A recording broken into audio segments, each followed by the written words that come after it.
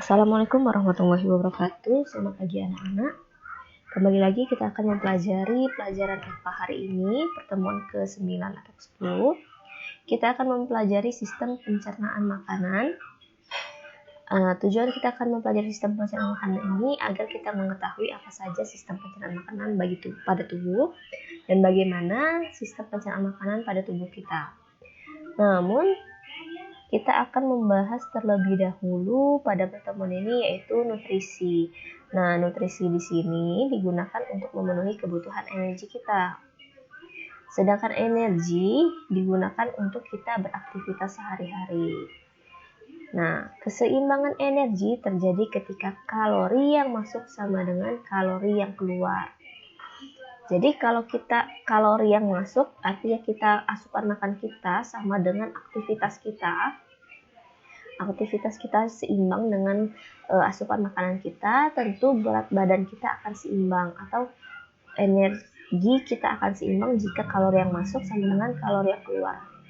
Sedangkan jika kalori yang masuk lebih besar dari kalori yang keluar, maka akan terjadi energi positif. Energi positif dari nutrisi ini disimpan dalam bentuk lemak dalam tubuh. Sedangkan jika energi negatif ini terjadi ketika kalori yang keluar lebih besar dari kalori yang masuk, atau dalam kata lain, aktivitas yang kita lakukan lebih banyak daripada asupan makanan kita. Nah, energi negatif ini yaitu artinya tubuh akan menggunakan energi dalam bentuk cadangan lemak tadi untuk beraktivitas. Nah, kita dapat menghitung kebutuhan energi dalam sehari-hari. Di sini telah Ibu beri informasi, ada 2 informasi. Yang pertama, pada keadaan normal tubuh menggunakan sekitar 30 kcal. Kcal ini dibaca K-nya itu kilo, Kal-nya ini adalah kalori. Jadi bacanya 30 kilokalori setiap hari untuk 1 kilogram berat tubuh. Informasi yang kedua, kamu harus mengkonsumsi sekitar 3.500 kilokalori untuk menyimpan 500 gram atau setengah kilogram lemak. Artinya, kalau kita mengkonsumsi sekitar 3.500 kilokalori untuk dapat menyimpan setengah gram dari lemak dalam tubuh. Sehingga dapat kita hitung kebutuhan kalori kita. Nah, Ibu misalkan di sini berat badan Ibu adalah 40 kg. Jadi Ibu akan menghitung berapa kebutuhan kalori Ibu per harinya. Berat badan 40 kg. Untuk menjaga berat badan tetap, kamu membutuhkan kalori sebesar, langsung kita kalikan 40 kg berat badan kita dikali dengan 30 kilokalori. Karena di sini pada informasinya tubuh menggunakan 30 kilokalori setiap hari untuk 1 kg berat tubuh, sehingga menghasilkan 1.200 kilokalori setiap hari. Nah, namun jika Ibu ingin menurunkan berat badan sebesar 1 kg selama 7 hari, 1 kg selama 7 hari di sini, artinya kalau 1 kg itu kan cadangan, di sini informasinya cadangan makanan yang disimpan 500 gram itu 3.500 kilokalori. Kalau 1 kilogram berarti 2 kali dari 500 gram. Artinya 3.500 ini dikali 2 lagi. Dikali 2. Jadi 7.000 kilokalori selama 7 hari. Maka harus mengurangi kalori yang masuk dalam tubuh sebesar. Kita kalikan saja. Tadi cadangan makanan yang tersimpan dalam tubuh Ibu. Kalau Ibu ingin mengurangi 1 kilogram berarti 7.000. Nah, selama 7 hari berarti dibagi 7 hari, yaitu 1.000 kilokalori setiap hari. Namun jika Ibu ingin mengurangi berat badan selama 10 hari, misalkan 10 hari ya, berarti Ibu harus mengurangi 700 kilokalori setiap hari. Nah, karena Ibu ingin mengurangi 1 minggu saja, 1 minggu 1 kilogram, maka dibagi 7, 1.000 kilokalori setiap hari.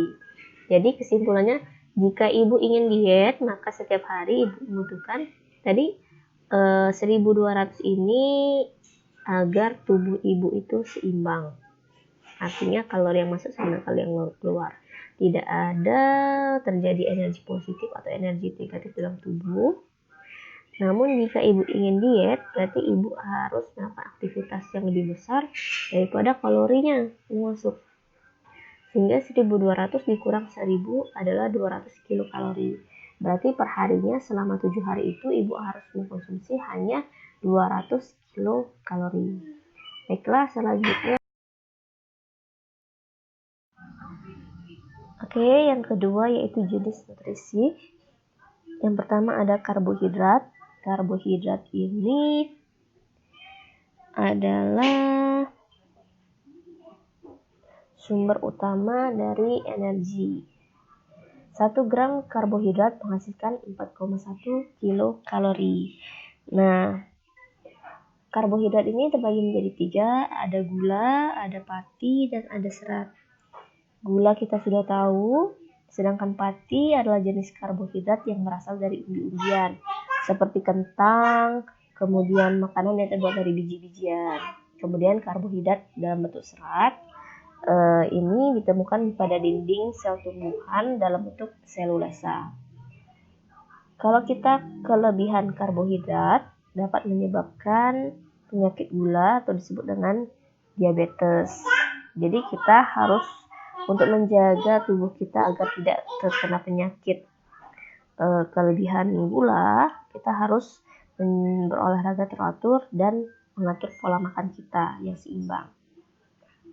Jenis kedua yaitu adalah lemak. Lemak atau lipid diperlukan untuk melarutkan vitamin A, D, E, K, dan menyediakan asam lemak esensial bagi tubuh. Selama proses pencernaan makanan, lemak dipecah menjadi molekul yang lebih kecil, yaitu asam lemak dan gliserol. Nah, lemak ini tadi sudah ibu katakan sebelumnya merupakan bentuk penyimpanan nutrisi dalam tubuh. Jadi kalau kalori yang masuk itu berlebihan, maka akan disimpan dalam bentuk lemak. Nah, lemak ini berfungsi untuk melarutkan vitamin A, D, E, K. Nah, untuk mengoptimalkan agar vitamin ini dapat bekerja dengan baik dalam tubuh, maka diperlukan bantuan dari lemak. Lemak terbagi menjadi 2, yaitu ada yang dikatakan lemak jenuh, ada yang dikatakan lemak tak jenuh.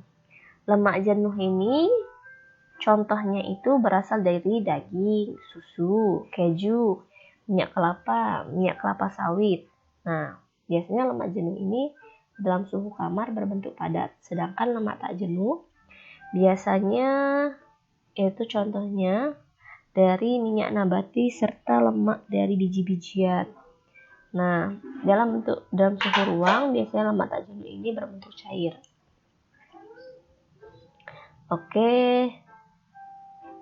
Yang ketiga yaitu jenis nutrisinya adalah protein.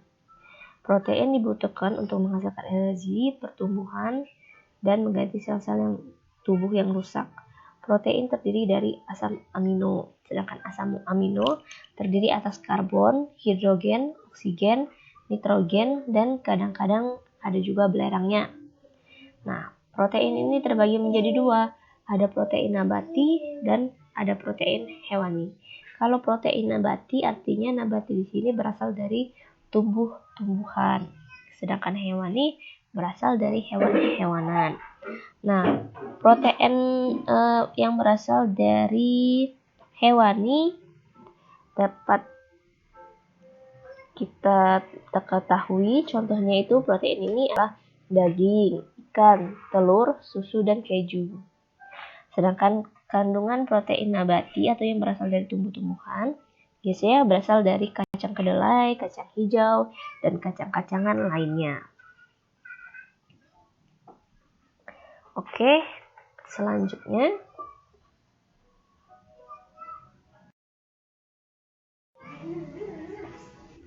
Selanjutnya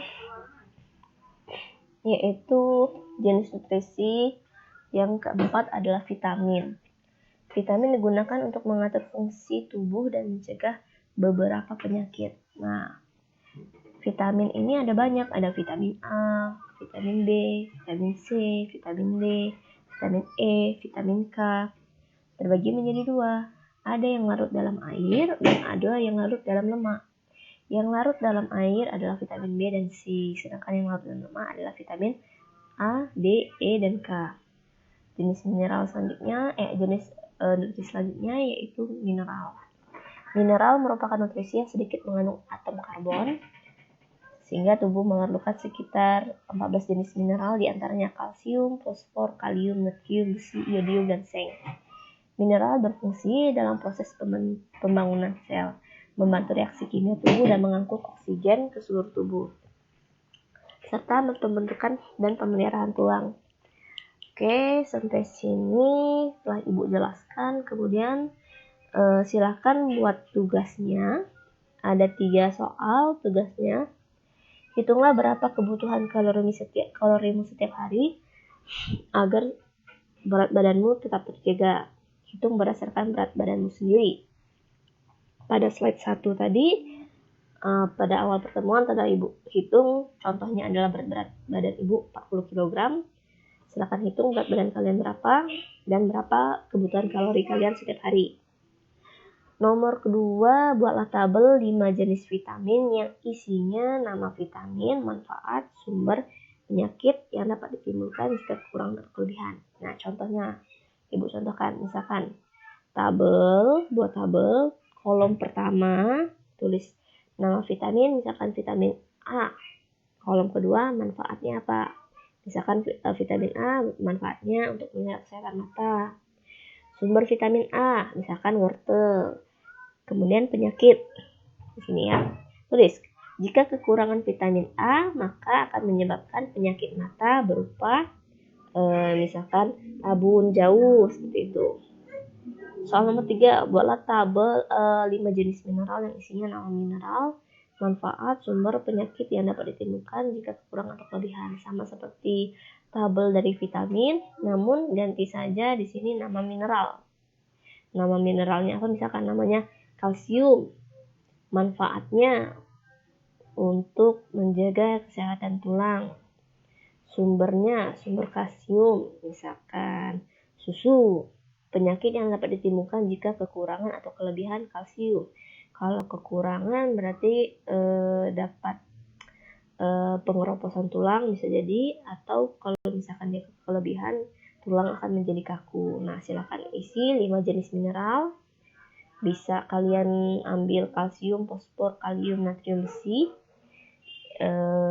iodium, atau dapat dilihat pada buku paketnya masing-masing. Silakan dicari, tulis tugasnya di buku catatan atau latihan. Sekian pembelajaran hari ini. Ibu ucapkan wassalamualaikum warahmatullahi wabarakatuh.